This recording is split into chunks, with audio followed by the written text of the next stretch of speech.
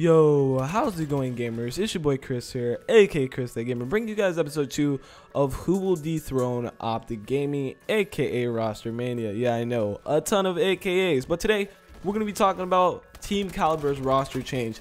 If you guys don't know, Team Kaliber made a roster change the first day of the MLG's new season of their Pro League. They ended up dropping TJHaly and Goonjar. When they dropped Goonjar, I was shocked. Goonjar has been an OG teammate on that squad. It's been Goon and Sharp as the duo, and they've never left that team. And the fact they dropped him really shocked me. They said that they dropped him because of the fact he did not want to go to the team house. If you're in the MLG Pro League, you definitely want to go to the team house if you have that option. There's 22 matches instead of 44 like the last season. So if you start off 0-6, you're in a freaking boat and you need to come out of it quickly. So I can understand why they would want to drop Goonjar. The fact he doesn't want to come to the team house means that there's something holding him back. Either he doesn't like one of the teammates or he just doesn't want to fudging grind that hard. And if you don't have that mentality, then you're not going to be dethroning OpTiC Gaming. So Team Kaliber ended up picking up Neslo and Theory to add on to Sharp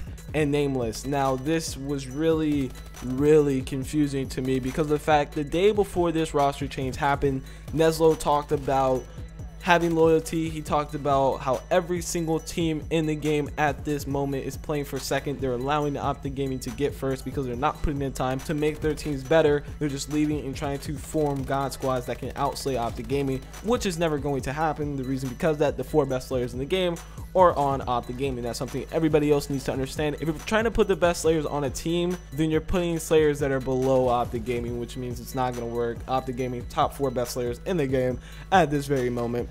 Do I think this new Team Kaliber squad is going to dethrone OpTiC Gaming? Now, at this very moment, if you guys don't know, they are 1-2 in the MLG Pro League. We've only been like a week into the new Pro League, and I don't think they have what it takes at this very moment. Now, this core 3 of Neslo, Theory, and Sharp have been through a lot. They've been through amazing things in Black Ops 2, consistently placing second place with Goonjar, but adding on this addition of Nameless, I really do think is something amazing. A lot of people sleep on your boy Nameless. I really do think he's a good player. He always shows up when needed. If you guys don't remember in Ghost, back in COD Champs, this man 1v4'd like 5 times at COD Champs just to keep Envy in the game and keep them placing second at that event. So I definitely do think putting Nameless on this Team Kaliber squad is making them a lot better. Now, what I think they're going to need in order to be OpTiC Gaming is team chemistry, and that's another reason why I've just been so shocked at the fact that they made this roster change, because they made it the day of the MLG Pro League, which means that this team had no team chemistry. Even though Sharp, Neslo, Theory have been on this squad before, they've been playing with Sharp before.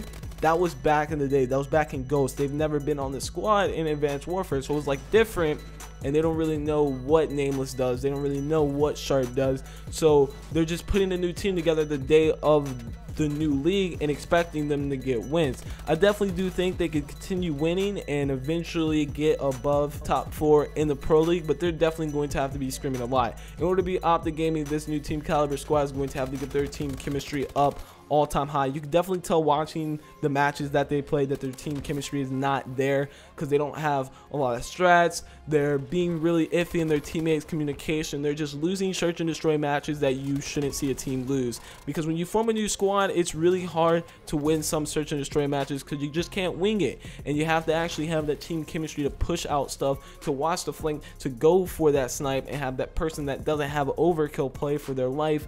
And there's just so many variables, which is why I know that this team is going to need team chemistry before they take OpTiC Gaming. Can this team beat OpTiC Gaming in Hardpoint?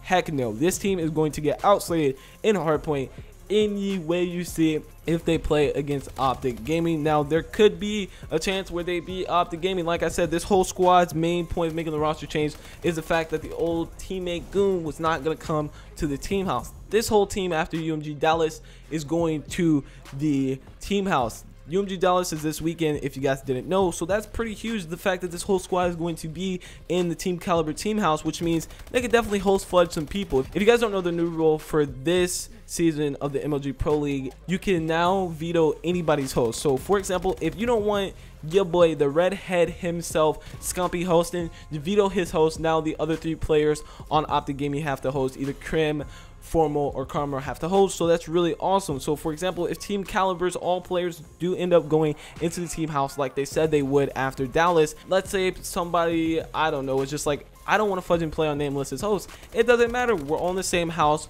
we all will still have quad hosts if you veto our host, so it doesn't really matter. I do think this team has what it takes. I do think they can eventually get up there to beating OpTiC Gaming, especially going into the team house. They're going to have that online Call of Duty in their advantage. They're going to be melting the fudge out of kids. So I do think they have what it takes. But at the end of the day, it's going to come to them getting that team chemistry up, and they're definitely going to have to take OpTiC Gaming's weakest game mode. OpTiC Gaming's weakest game mode, in my opinion, has to definitely be Search and Destroy.